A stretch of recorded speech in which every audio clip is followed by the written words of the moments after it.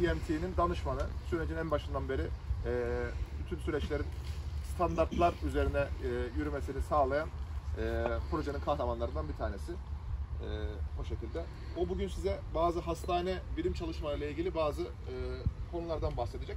Daha sonrasında 2 gündür, 3 gündür kurduğumuz, düzenlediğimiz bu sistemle alakalı sizin böyle kafanızda soru işareti olan şeyler varsa onları da konuşuruz. Ben sözü bırakayım. Şimdi drive'li bir dosyamız var bizim, dokümanlar var. Oraya ulaşımı olmayan var mı? Herkes telefonlarını bir çıkarsın. Birazdan oradan bir şeyler Ben dosyayı atıyorum. Bir giremeyen varsa giremeyenler emoji bıraksın. Yok şöyle yapalım, direkt paylaşım linkini atalım. Ha, o da olur. Oradan grupta var. şey yaparız. Aynen var. Tamam. Dokümanlarımız, her şeyimiz orada. Dolayısıyla kullanacağımız her şey de orada. Şimdi ben gruba şey yapıyorum.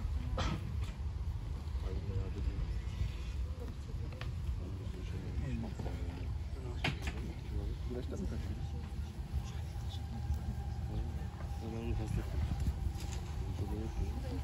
Tam kurun tatbikatı yazan gruba atıyorum. Evet.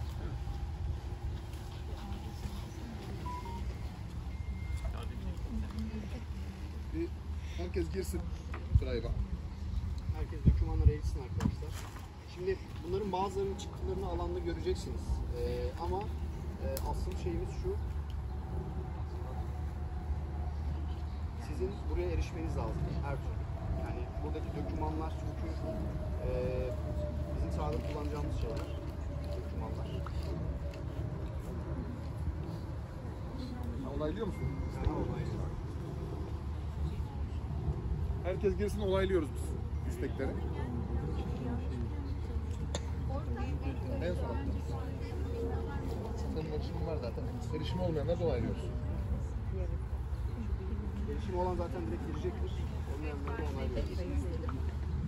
Var. Hemen kısaca ne olduğunu anlatayım size. Birincisi rehber ilkeler dosyası. Bu daha çok böyle EMT'nin yönetimsel işleri olan. Daha çok dernek yönetimi, mesela bir çağrı geldiğinde nasıl karşılanacak, işte dernek içerisinde nasıl işleyiş olacak ondan bahsediyorum. İkinci başlık temel standartlar dosyası. Onun içerisinde de işleyişle ilgili, insan kaynakları yönetimi nasıl yapılıyor, ekip sağlığı nasıl oluyor ve benzeri işleyişle ilgili konular var. Üçüncüsü teknik standartlar.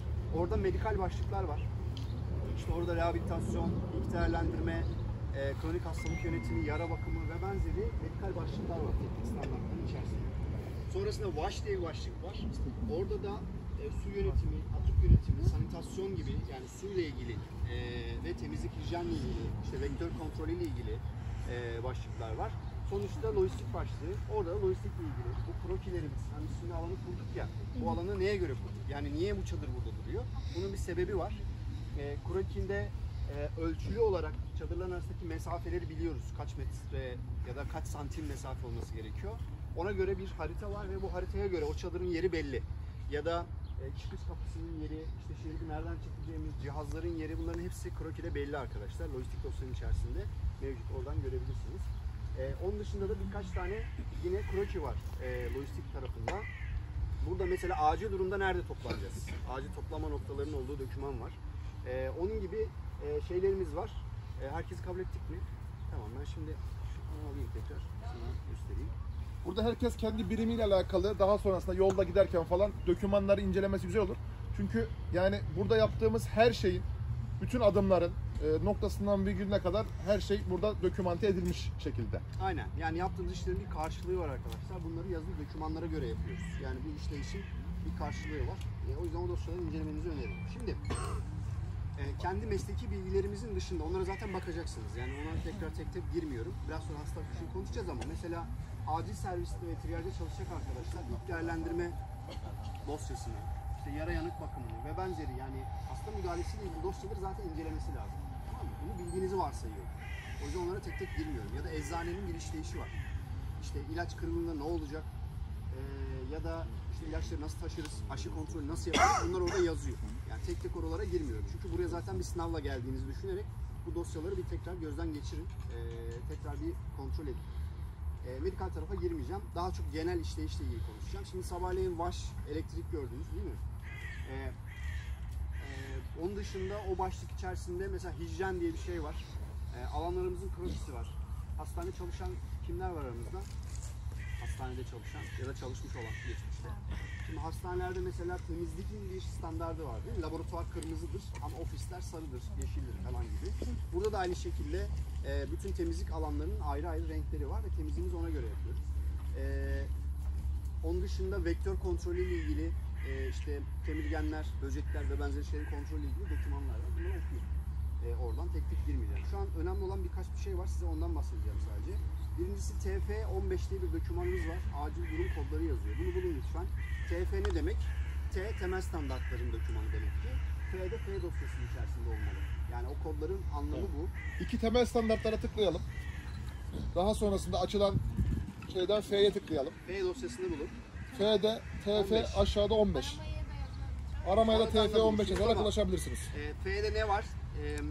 F'de ne var? İşte ekip sağlığı ile ilgili, güvenlikle ilgili, iş güvenliği ile ilgili dokümanlar var. 15 tane onu göreceksiniz. İşte yangın durumunda ne oluyor ve benzeri gibi şeyler var. Bu TF15'te şu arkadaşlar, bunu niye özellikle söylüyorum? Bunlar bizim acil durum kodlarımız. Yani hastane içerisinde bir yangın çıkarsa, bir bombalı saldırı olursa, işte bir KBRN vakası gelirse ne yapacağımız burada yazıyor. Tamam mı? Neymiş bunlara şimdi hızlıca bakalım. Yine hastanede hastane afet planlarıyla eşgüdümlü bir şey bu. Hastanede ne var? Mesela beyaz kod, kırmızı kod, pembe kod ve mavi kod var. Değil mi? 4 tane kod var. Bunlar bizim için de geçerli. Burada var. Bir de bizim ekstradan başka kodlarımız var. Mesela turuncu kod diye bir şey var. Bu hastane afet planında da var. Ne demek turuncu kod? KBRN, yani kimyasal bir tehdit geldiği zaman kısa kısa açıklayacağım şimdi bunları ama dokümanı okuyun ne yapacağımızı sonra. Bir KBRN vakası gelirse bizim bir dekontaminasyon ünitemiz yok. Buna tip 1'in standartları göre gerek yok. Ama öncelikle kendimizi korumamız lazım. İkincisi hastanemizi korumamız lazım. Dolayısıyla triyajdaki arkadaş bir kimyasal bulaş olduğunu tespit ederse onu izolasyon alanına götürmesi gerekiyor. Ve izolasyonun içindeki tuvaletin içerisinde hastanın yıkanması gerekiyor. Sonra da o hastaya sevk prosedürünü başlatıyoruz. Yani hastayı elimizden çıkarmamız gerekiyor. Birden fazla olursa yine aynı yolu izleyecekler. Mümkünse hastaneye onları sokmamamız gerekiyor. Ve o vakaya kim bulaşmışsa, o triyajdaki arkadaş ne oldu? Kontamine oldu. Yani onun da artık dekontamine olması lazım. O da elendi yani onunla beraber. Eğer o hastayı fark etmez de içeriye sokarsa o zaman içerideki bütün çalışan ve hastalar kontamine olmuş olur. Yani bu önemli bir şey. Dolayısıyla triyajdakilerin bu konuda uyanık olması lazım mesela. Bu arada triyajda acil servis ekibi aynı ekip. Acil servis ekibi triyajı kendi içerisinde çeviriyor. Yani onlar orayı çeviriyor olacaklar. Onun dışında sarı kod var. Tahliye ile ilgili bir şey bu. Bu da hastaneyi boşaltıyoruz demek. Herhangi bir sebepten dolayı. Sebebi bazen önemli bazen değil ama prosedürü aynı. Yani hastaneyi tahliye edeceğiz. Mesela alta gelin o dokümanda sarı kodda yazıyor. Tersiden böyle bir anons verilirse seyyar hastanenin bölgesini tahliye etmesi gerekiyor demekmiş. Kim verebiliyormuş bunu? Ekip lideri verebiliyormuş bu kodu. Yani ben bir çalışan olarak sarı kod veremem. Ekip lideri tersiden sarı kod verebilir. Bu anonsla birlikte toplanma alanlarına yönlenmemiz lazım. Şimdi oraya gelelim. Toplanma alanlarına onu da söyleyeyim size. Ona da bakalım.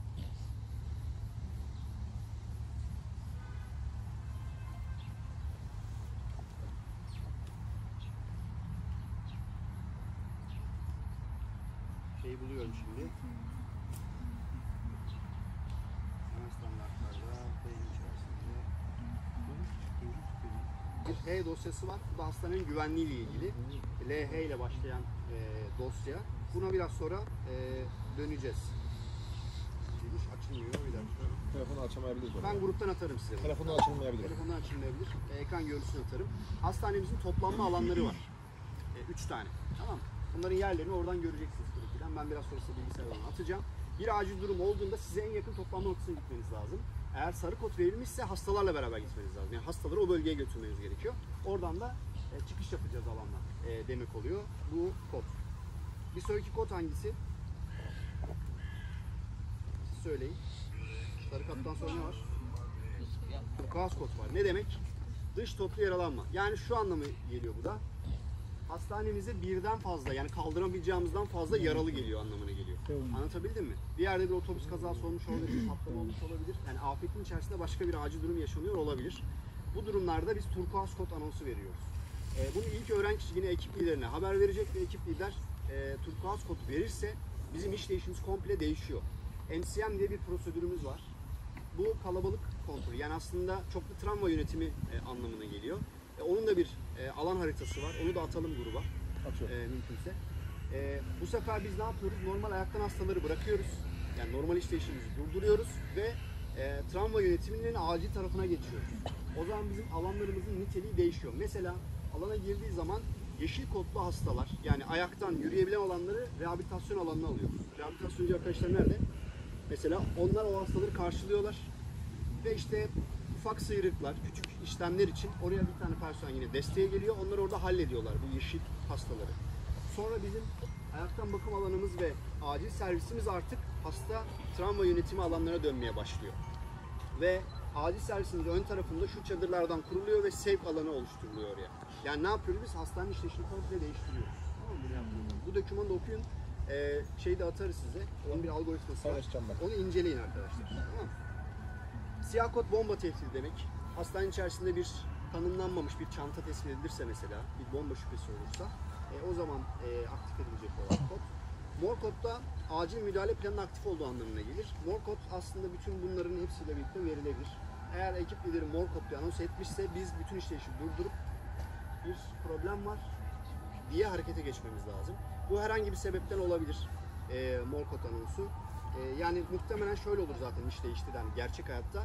Önce mor kod verilir, sonra diğer kodlardan birileri verilebilir. Mesela önce mor kod verip bir acil duruma geçirip sonra turkuaz kod, sarı kod ve benzeri şeyler söylenebilir. Yani ondan sonra telsizi iyi dinlememiz lazım. Bu arada her birimin sorumlusu da bir telsiz olacak arkadaşlar. Telsizlerimiz var. Ve tablet olacak. Ve tabletler olacak. O tabletlerde bu dokümanları göreceksiniz. Dokümanlarda çıktısına ihtiyacınız olanların çıktısı olacak elinizde. Onunla şimdi biraz sonra alanı dolaşırken konuşacağız. Yeri gelmişken söyleyeyim. Ve iletişim halinde kalıyor olacağız. Yani bu dokümanlara oradan ulaşabileceksiniz. Yeşil kod da acil durumun sonlandırıldığı anlamına geliyor. Yeşil kod verir vermez normale hemen dönebilir miyiz? Dönemeyiz. Niye? Çünkü biz işleyişi bozduk. Alanları karıştırdık, işte arkadaşlar yer değiştirdi, işte ne bileyim lojistik ekibi başka bir şey yaptı falan. Dolayısıyla normale dönün demek yeşil kod. Bu tabii ki bir süreç alabilir. Kodlarımız bunlar arkadaşlar. İşleyişin nasıl olacağı dokümanın içerisinde yazıyor. Ben sadece şu an üstünden geçtim. Lütfen bunları okuyun. Kendi alanınızla ilgili bir şey varsa düşünün. Böyle bir şey olursa, mesela bir yangın çıkarsa hastanede ne yapacağım ben? Ya da ne yapacağız birim olarak diye düşünün. Tamam mı? Bu önemli bir konu. Hem verifikasyon için hem de işleyiş için önemli bir konu arkadaşlar. Çünkü hastanenin bazı hassas noktaları var. Mesela seyyar hastanelerin yangın yükü çok yüksektir. Hani çadır olduğu için, elektrik sistemi açıktan gittiği için ve benzeri. Ya da afet bölgesi zaten tehlikeli bir yer. Her an bir acil durumla karşılaşabiliriz. Yani bir, ne bileyim, bir deprem bölgesine gidip orada bir çoklu yaralanma gelebilir, salgın hastalık başlayabilir ve benzeri böyle ikinci problemler çok büyük. Dolayısıyla hızlı hareket etmek ve doğru hareket etmek bu yüzden önemli. Bu kodlar bizim için önemli. Sorusu olan var mı böyle ilgili? Tamam. Odak kişiler. Şimdi oraya geleceğim. Mor kod verilirse normal işleyişi durdurup haber ne gibi olabilir? Yani bütün bu sebep aslında mesela dışarıda bir toplu yaralanma varsa, mesela bunu duymuşsa emin olmadığı için önce mor kod verip sizi bir durdurabilir yani ekip lideri. Hani mor kod demek şu demek, bir acil durum geliyor demek aslında. Tek başına bir şey ifade etmiyor. Mesela orada güvenliğin sistemi durdurması, hasta kabininin durması ve benzeri şeyler lazım. Aynen. Bir hazırlık şeyi aslında mor kod dediğimiz şey. Anlatabildim mi? Arkasından bir şey geliyor demek ki. Bizi önden hazırlasın diye veriliyor. Bu grubu attığım listede sizi yerleştirdiğim o liste var, onu tekrar paylaştım. Orada en sağa geçerseniz Erkan Bey'in anlatacağı şeyler o en sağda. Şimdi arkadaşlar bu bizim ekip kompozisyonumuz. Burada tabii ki görev şeyleri değişebilir. Yani ne bileyim, işte bugün acil çalışıyorsunuzdur, yarın ayaktan bakıma geçebilirsiniz ya da başka alanlara kayabilirsiniz ama biz mümkün olduğu kadar bunu yapmamaya çalışıyoruz. Yani eğer acil ekibin içindeyseniz böyle devam edilmesini istiyoruz. Yani o alanda profesyonelleşim istiyoruz ama dediğim gibi kaymalar olabilir. Ama genel olarak şablonumuz bu şekilde. Burada 30 tane pozisyon görüyorsunuz. Ünvan görev kısmında ve birimleri görüyorsunuz arkadaşlar. Odak kişi de şu demek, acil servisin bir tane sorumlusu var. Bir tane mesela sevk sorumlumuz var. Kim mesela sevk sorumlusu var mı şu an burada? Var, Uğur abi. Nerede? Mesela şimdi sevk sorumlusu ne yapar? Mesela sevk sorumlusu teknik standartlardaki sevk dosyasına hakim olur. Hastanede bir sevk olacağı zaman, bu acilden olabilir, ayaktan bakım alanından da olabilir, doğumhaneden olabilir, hasta sevk edilir. Çünkü tip 1 fix dediğimiz şey arkadaşlar, hastaların gelip stabil edildiği ve gerekirse sevk edildiği bir sistemdir. Çünkü bizim ameliyathanemiz yok. Hasta yatıracak böyle çok büyük bir kapasitemiz yok. O yüzden bizim en çok çalışacak yerimiz sevk tarafındayız. Burada araya gideyim. Teknik standartların içerisinde bir ilk değerlendirme triyaj dosyası var. Onun için de biz hastanede hangi vakaları klinik olarak takip edip hizmet verebiliyoruz, hangilerini sevk ediyoruz. Bunlar böyle çok net olmayan ama kalın çizgilerle ayrılmış. Örneğin omurilik yaralanması olan hastayı stabilize edip sevk ediyoruz. Ya da minör yaralanmaları biz bakıyoruz. Yani her alanda hangi hastayı bizim bakacağımız, hangi hastayı sevk edeceğimiz bazı prosedürlerle belli. Onu inceleyebilirsiniz. Evet, 1.1. 1.1 dokümanın ismi. İlk değerlendirme prosedürü. Onun içerisinde medikal bilgi var arkadaşlar, onu inceleyin. Sonra mesela diyelim ki sevk olduğu zaman ne yapacak sevk sorumlusu? Sevk sorumlusunun en ilk görevi şu: sahaya iner inmez EMTCC ile iletişim kuracak ve şunu diyecek: benim etrafımda hangi hastaneler var? Bunların kapasiteleri ne? İşte ambulans sistemi nasıl çalışıyor? İletişim bilgileri neler diye oradan bilgi alması lazım. Yani alan kurulumu yapılırken hasta almadan önce onun da o bilgileri almış olması lazım. Sonrasında bir hasta çıktığında Patient Referral Form diye uluslararası bir form var. EMT'nin 4 tane standart form var arkadaşlar. Bir tanesi bu. Yani bütün ekipler aynı şeyi kullanıyor. Aynı formu kullanıyor. Tamam mı? Bu formu dolduracak, EMTC'ye gönderecek maille. Diyecek ki benim böyle böyle bir hastam var, bana sevk için bir araç ve bir lokasyon ver. Bu hasta bizde kalabilir birkaç saat. Yani hemen sevk edemeyebiliriz bu hastayı. O yüzden bakımını biz sağlayacağız. Sonrasında bir hastaneye sizi yönlendirecekler. Ama şunu diyebilirler: şu an ambulans yok, ben size bir tane minibüs gönderiyorum, bu hastayı siz sevk edin diyebilir size yani. O zaman ne yapacaksın? Sevk sorumlusunun bir çantası var, olmalı. Mesela o çantayı bulun. İçeride var. İçerisinde hasta sevk edebilecek medikal donanım var. O çantayı alacak bir kişi ya da 2 kişi, ekip lideri onun kararını verecek. O minibüse binecek ve o hastayı sevk edecek. Alana bırakacak, sonra geri dönecek ve bunu kaydedecek. Yani her gün hangi hastayı nereye çıkardık, bunların kayıtlarını, o peşinde formları tutulması gerekiyor. Bir odak kişimiz de bu arkadaşlar. Kalabalık yönetimiyle ilgili bir odak kişimiz var. Ondan kimse var mı burada? Bakıyorum. Şu an Hamza burada değil. Erken ayrıldı. Tamam. Bu da ne yapacak? Aslında bu triyajdaki arkadaşlardan çok fazla hasta olduğu zaman normal ayaktan bekleyenler bunlar. Travma hastaları değil. Çünkü şehir hastanelerde çok fazla hasta bekleyiş olur arkadaşlar. Kapının önü kalabalık olur yani. Orayı yönetecek arkadaş bu aslında. O kalabalığı yönetecek olan arkadaş kalabalık yönetimi yapıyor. Şimdi ayaktan tedavi alanında 2 tane lider yardımcımız var. Bunlar ekip liderine destek olacaklar. 3 kişiler lider yardımcısı. 2 tanesi burada. Bir tanesi de lojistik ekibinin sorumlusu, lider yardımcımız. Mesela bir kişi ekip sağlığı ve güvenliğini takip edecek. Var mı kimse burada? Ekip sağlığı ile ilgili. Kim var? Tuğba Hanım var. Tabii Tuğba var. Aydın. Gökçe var. Varda var. Var mı kimse? Tuğba Hanım'ı yazmıştık, Tuğba Aydın. Aha. Sen de. Mesela bizim o biraz önce baktığımız o SF dosyası var ya, dosyası yani temel sanatı. O mesela iş güvenliği ile alakalı. Bu arkadaş ne yapacak? Sahaya indiği zaman personele eğitim verecek. Diyecek ki yangın çıkışları burada. İşte yangın tüplerimiz şöyle, bu böyle kullanılıyor diye iş güvenliği ile ilgili arkadaşlar bir eğitim verecek ve bu işi takip edecek. Birisi yaralanırsa ekipten, diyelim ki birimiz yaralandık, bir şey oldu, iş kazası gerçekleşti. O zaman ekip lideriyle bu durumu değerlendirecek. Gerekirse bir tane form var arkadaşlar. Personel yaralanması ile ilgili. O dosyanın içerisinde var. O formu dolduracak. Bu durumu merkeze bildirecek. Gerekirse o arkadaşı geri gönderebiliriz. Yani geri gönderme prosedürünü aktif edebiliriz. Bu ne demek oluyor? O arkadaş yaralanmış ya da çalışamayacak olabilir. Psikososyal olarak etkilenmiş olabilir. Eğer ekip lideri o kişinin devam edemeyeceğine karar verirse Türkiye'ye geri gönderiyoruz onu. Tamam, bunun bir prosedürü var. Yani bu geri gönderme işlemini nasıl yapacağız? İşte konsolosluk iletişime geçmek, gerekirse ambulans uçak ayarlamak ve benzeri şeyler yazıyor orada. Onu okuyun. Evet. TF7. Evet, TF7. Bu arkadaş o zaman ne yapacak? Türkiye'ye geri gelecek. Bunun bir prosedürü var. Tamam mı? Onda sorumlu bu odak kişisinde. İş güvenliği ile ilgili sorumluluk onda. Hijyen sorumlumuz var. Burada var mı kimse? Riyad varmış, Tolga varmış, Emre varmış, Ayet varmış. Hijyen sorumlusu arkadaşlar, sahadan biz temizlik personelin konusunda hizmet satın alacağız. Gittiğimiz yerel bölgeden. Dolayısıyla o ekibin bir sorumlusu olması lazım. O az önce bahsettiğimiz hani alanların renklerine göre ayrılması ve bu işin takip edilmesi. Çünkü niye? Kovalar farklı oluyor biliyorsunuz.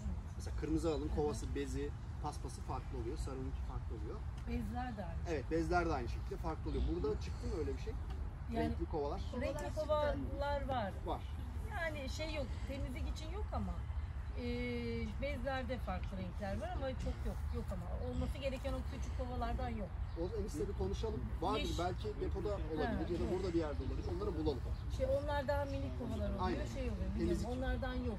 Villada paspası falan. Paspas hiç yok. Aslında şey var, o iki renkli, ikili kova var ama paspas uçları hiç yok. Tamam onları edinleyelim. Onlar konuşuruz eksikler Tamam sonra. aynen. Siz notunuzu alın. Aha. Ee, Alıyor. Berfin alıyor. Oksijenle ilgili evet, 4 alanımız var. O alanların ayrı renklerde döküm ekipmanın olması lazım. İşte bu arkadaş da bu işi takip edecek. Öyle söylüyoruz. Ruh sağlığı ile ilgili yine bir hemşire arkadaşımız var. Şimdi tip 1 fixed özellikle bu alanda ulaşmıyorsa MHPSS dediğimiz bizim psikososyal çalışmaları yürütmüyor. Sadece burada bizim olayımız şu. Psikososyal desteğe ihtiyacı olan kişileri tespit etmek ve doğru kaynaklara yönlendirmek. Gerekirse de ilk müdahalesini yapmak. Yani psikolojik triyaj ve psikolojik ilk yardım diye bir konu var. Biliyorsunuz. Biz eğitimlerimizde de vardı hatırlarsanız. Psikolojik ilk yardımla ilgili. Hatırlamıyorsanız da araştırın tekrar onu. Onunla ilgili doküman paylaşıyoruz. Bizim burada görevimiz psikolojik ilk yardım yapmak. Bu hastayı bir sevk etmek. Yani doğru kaynağa yönlendirmek. İşte o yönlendirme işini bu arkadaş yapacak. Tamam mı? Görevi bu. Diyelim ki ne bileyim bir tane travma sonrası stres bozukluğu olan bir hasta geldi. İşte yaş sürecini tamamlayamamış bir hasta geldi. Ya da ne bileyim başka intihar teşebbüsünde bulunmuş birisi geldi. Ne yapacağız? Bu kişileri biz burada tedavi edemeyiz. O zaman bunun ilk müdahalesini yapacağız ve doğru kaynağı, yereldeki doğru kaynağı bunu yönlendireceğiz. Bunun takibini de bu arkadaşımız yapacak. Tamam mı? Bununla ilgili de bir doküman var. Ona da bir göz atın arkadaşlar. Teknik standartların içerisinde psikolojik ilk yardım ve o sürecin yönetimiyle ilgili bir dosyamız mevcut. Doğumhanede 2 arkadaşımız var. Bunlardan bir tanesi çocuk güvenliği, bir tanesi kadın güvenliği ile ilgili. Ne demek oluyor? Diyelim ki bana bir tane çocuk geldi, kimsesiz. Çocuk geldi, olaydan 1 saat sonra birisi geldi. Bir yetişkin çocuğu benden istiyor. Diyor ki ben bu çocuğun amcasıyım. Çocuğu almaya geldim diyor. Ve siz de bunu teyit edemediniz. Yani çocuk onu tanımlayamıyor ya da çok da emin değil. O zaman vermeyeceksiniz çocuğu arkadaşlar. İşte doğumhanedeki çocuk güvenliğinin arkadaşı ulaşacak. O yerel yetkililerle, yemsisiyle irtibat edecek, durumu onlara bildirecek. Oranın tanımlanmış resmi kurumu neyse o çözecek. Anlatabildim mi? Biz çünkü kimlik tespiti yapacak bir şeyimiz yok, kapasitemiz yok. Ya da çocuk istismarı ile ilgili bir şey tespit ettiniz. Bir tane çocuk geldi, muayene ederken baktınız çocuğun her yeri darp izi. Anlatabildim mi? O zaman ne yapacaksınız? Normal işleyişe devam etmeyeceksiniz. Yani çocuğun bakımını yaparken bir yandan o arkadaşa bu durumu bildirmeniz lazım ki o da yerel yetkililerle görüşsün. Bunların hepsini görebiliriz sahada. Aynı şey kadınlar için de geçerli. Yani kadın doğuma bir hasta geldi, onda da aynı şekilde darp izleri var ve benzeri sıkıntılar var. İşte getiren kişi çok onu tanımıyor falan gibi böyle şüpheli bir durum olduğunda arkadaşlar, bir istismar şüphesi olduğunda bunu doğumhanedeki o sorumlu arkadaşına bildirmemiz gerekiyor. O da gerekeni yapacak. Orada kurduğu network'e göre bu şekilde durumu çözmesi gerekiyor arkadaşlar. Eczanemiz aynı zamanda medikal depomuz. Eczane ön tarafında hasta dağıtılırken arka tarafta medikal malzemelerimiz var. Bunu iyi yönetmemiz lazım. Yani sürekli gidip eczaneden malzeme alamazsınız. Bunu ya gün sonunda yarının ihtiyaçları şeklinde yapmalısınız. Yani gün bitiyor, ne eksiğiniz var? İşte enjektör lazım, şu ilaçtan lazım diye bir liste yapacaksınız. Eczaneye gideceksiniz, oradaki arkadaşlarla beraber o malzemeyi teslim alacaksınız ki o da stoğundan düşebilsin. Yani gün içinde sürekli malzeme almaya gidemezsiniz. Acil ayaktan bakın doğumhaneye herkes için söylüyorum. O gittiğin göreve göre belirlenir ama onun bir saati olur ve günlük malzemelerini o şekilde oradan temin edersin. Ve o eczanedeki arkadaşlar bunun sorumlusunu takibini yapacaklar. Aynı zamanda cerrahi aletlerimiz sterilizasyonda yıkandıktan sonra medikal deponun arka kapısından içeri girecek ve rafa yerleşecek. Ve siz de cerrahi alet ihtiyacınız olduğu zaman yine gidip oradan temin edebilirsiniz. Ama oranın bütün kontrolü orada çalışan arkadaşlardı. Dışarıdan herkes girip oradan böyle malzeme alamaz. Anlatabildim mi? 18'e 1 klinik eczane yönetim prosedürü o dosyaların içinde var. Daha sonra incelemenizi tavsiye ederiz. Aynen, eczane dokümanını bir okuyalım. Hatta orada malzeme teslimiyle ilgili de bir formda olması lazım. Yeni ekleriz. Aynen. Lojistik sorumlumuz lider yardımcısı aynı zamanda. Bütün lojistik süreçleri yöneten. Normalde şöyle olur arkadaşlar. Alana vardığımız zaman bütün kurulum sürecindeki sorumluluk lojistik sorumlusundur. O arkadaş alanı kurar hep beraber. Sonra alanları size teslim eder. Acil servis, işte ne bileyim doğumhane ve benzeri alanları teslim eder. Ondan sonra normal işleyişe geçeriz. Ve bu süreç boyunca da bütün malzemelerin temin edilmesi, işte gıda, hijyen ve benzeri bir satın almanın yapılması bu arkadaşta sorumludur. Bir aşçımız var. Aşçı derken yemek sürecini takip edecek kişi. Hüseyin mesela burada tanımlanmış. Biz tabii ki yerelden bu yemek pişirme ile ilgili destek alacağız. Hem malzeme hem personel konusunda ama o öğünlerin ayarlanması, oranın yönetilmesi bizden birisi tarafından yapılacak. Bu arkadaşın görevi bu. Bir tane elektrik sorumlumuz var. Bir tane su ve sanitasyon sorumlumuz var. Temiz suyun sağlanması, alana verilmesi ve benzeri konular. Onun temiz su alana sağlanırken bazı analizler yapılacak. Klor, biyolojik ölçüm ve benzeri. Bu analizleri de yine bu arkadaş yapacak ve forma işleyecek, takip edecek. Bir de rehabilitasyon kısmı var. Burada bir rehabilitasyon sorumlumuz var. Rehabilitasyonda da iki alanımız var. Bir tanesi rehabilitasyon, diğeri de ortez protez alanı. Şu an burada rehabilitasyon alanı görüyoruz ama ortez protezin malzemesi şu an burada değil. Maraş'taydı galiba değil mi? Evet, atölye. Mobil atölye Maraş'ta. Mobil atölye Maraş'ta şu an. O malzemelerin burada olması gerekiyor. Ama orada çalışıyor. İki tane rehabilitasyon alanımız var yani. Öyle söyleyeyim. Şimdi odak kişiler bunlar arkadaşlar. Var mı sormak istediğiniz? Yani alana indiğimiz zaman çalışırken kim neyden sorumlu olduğunu bilecek, ekip de bunu bilecek. Diyelim ki hijyenle ilgili bir problem var. Yere kan dökülmüş, o zaman bulacağınız kişi bu. Yani buradaki hijyen sorumlusu. Anlatabildim mi? Yani sadece gidip yani kendi çözüm bulmaya çalışmayın. Odak kişi kimse o arkadaşla iletişime geçin. O size bir yönlendirme yapacak. Ya da personel gönderecektir. Bir şekilde çözülecek. Bu bizim ekip kompozisyonumuz. Burası önemli. Şimdi sormak istediğim bir şey var mı buraya kadar? Şu an 4 tane standart formlarımız vardı. Onu öğrenebilir miyim? 4 standart form şurada. Yerini söyleyeyim. Bizim onlarca formumuz var. Yani bizim bu Thrive sisteminde onlarca form var ama bütün dünyadaki EMT'lerle birlikte kullandığımız 4 tane form var. Bunlardan bir tanesi minimum dataset dediğimiz hasta dosyaları. Bizim ekip şablonunda bir şey görüyorsunuz. Dokümantasyon sorumlusu. Evet. O dokümantasyon sorumlusu akşam ya da gündüz buraya gelen bütün hastaları gün sonunda o minimum datasete giriyor. Yani biz aynı anda burada baktığımız hastalar, hastaların geliş şikayetleri, tıbbi durumu, hastaya yaptığımız tedaviler, yazdığımız reçete, yaptığımız taburculuk işlemini hem kendimiz muhafaza ediyoruz bu dosyaları, bir tanesini hastaya teslim ediyoruz. Bu sisteme giriyoruz, bunu EMT genel dünya BM görüyor. Bir tanesinde görev bitiminde dönerken yerel o şeye bırakıyoruz, ülkeye bırakıyoruz. Diyoruz ki biz sizin ülkenize geldik, bir sağlık hizmeti verdik. Baktığımız hastalar bunlar, bu hastalara da bunları yaptık. Hani yarın bir gün bir ihtiyacınız olursa bizim dosyalarımız bunlar. Dosyalardan bir tanesi bu. Bir tanesi sevk prosedürü dosyası. Evet. Aynen, bir tanesi giriş dosyası, bir tanesi çıkış dosyası. Şimdi onlardan bahsedeceğim. Tamam. Şimdi şeye girmenizi isteyeceğim. İnsan kaynakları, temel standartlar. Herkes bir girsin. Temel standartlar. Temel standartlarda insan kaynakları ikinci. Ve orada da TB6 diye bir dosya var arkadaşlar. TB6.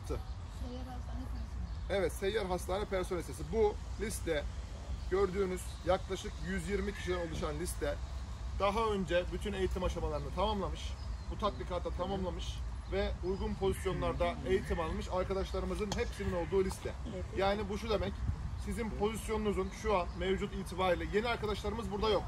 Tatbikatını tamamladıktan sonra ilk defa tatbikata gelen arkadaşlar da bu listede uygun yerlere eklenecekler.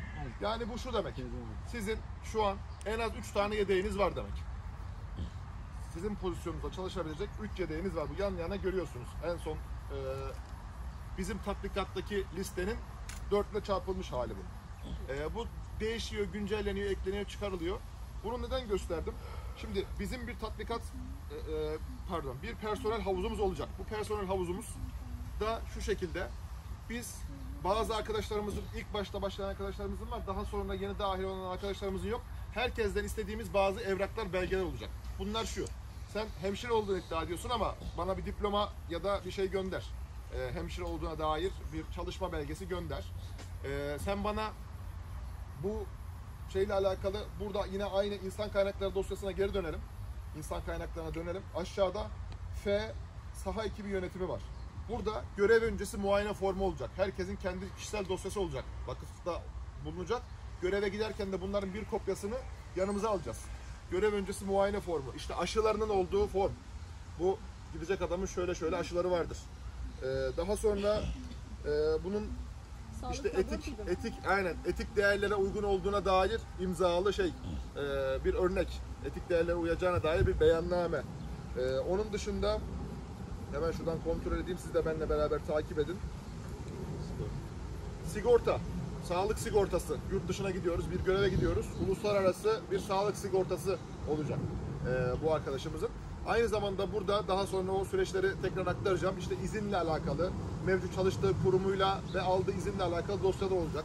Pasaportunun bir örneği olacak. Pasaportunun kimliğinin bir örneği olacak.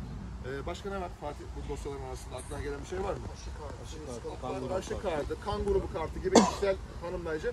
Bu dosyalar şu an dernek merkezinde hepimizin olması lazım dosyalar. Aynı zamanda bunlar göreve giderken de yanımızda olacak. Ki biz göreve gittiğimiz yerde bir görev EMTCC dediği o yerel yönetimdeki EMT'yi koordine eden kişi ve kişiler, kurumlar.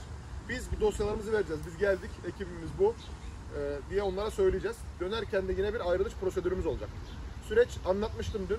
Bunu dinlemeyen yok sanırım. O VOSOP'tan çağrı geliyor.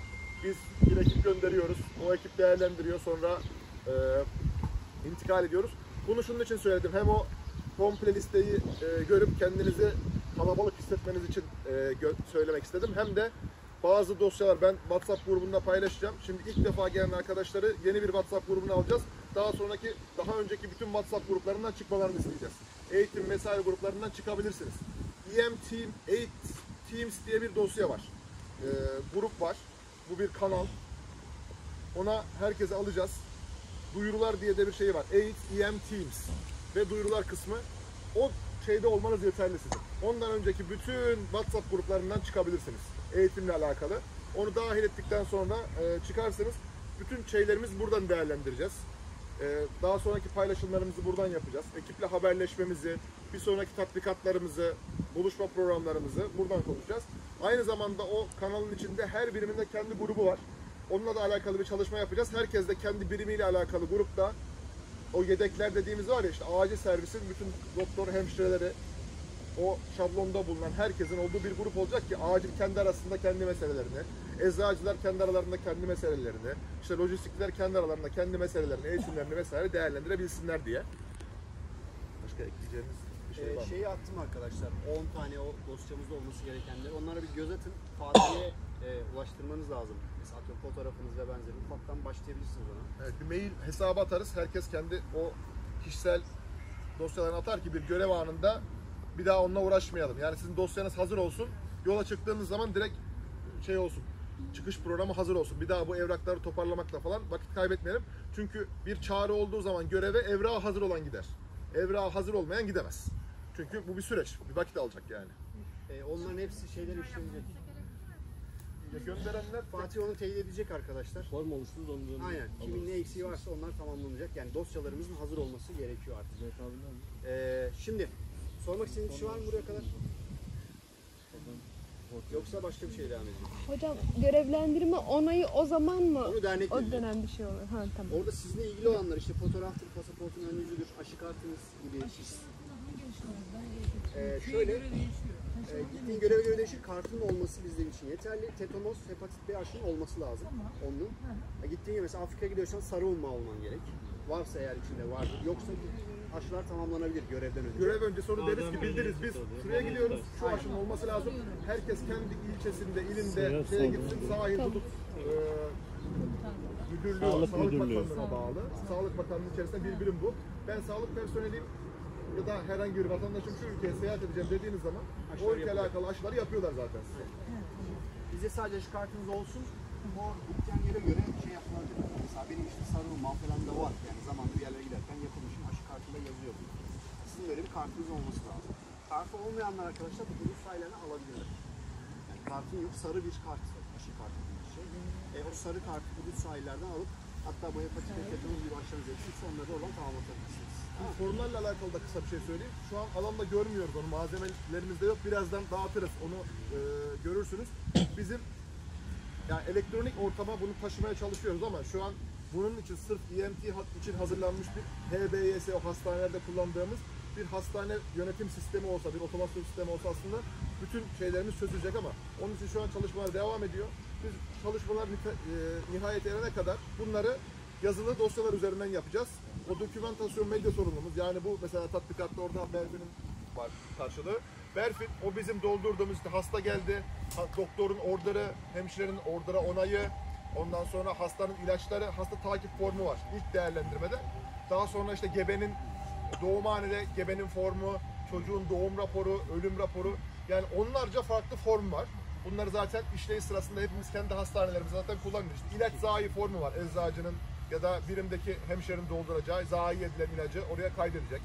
Ondan sonra ya da ne bileyim Onlara yerinde bakalım. onlara yerine bakabiliriz. Bu formlar günün sonunda dijital ortama geçilecek. O yüzden o formlara da aşina olmak önemli. Onlarla alakalı da tekrar bir şey atarız. Şimdi yerinde de bakabiliriz. Şimdi arkadaşlar alana geçelim. Herkes birimine dağılsın. Bir hasta içeride nasıl akıyor? Yani nasıl gidiyor? Doküman olarak ne işleyiş nedir? Onları bir konuşalım. Hadi dokümanları getirelim. Araba nerede? Dokümanlar nerede?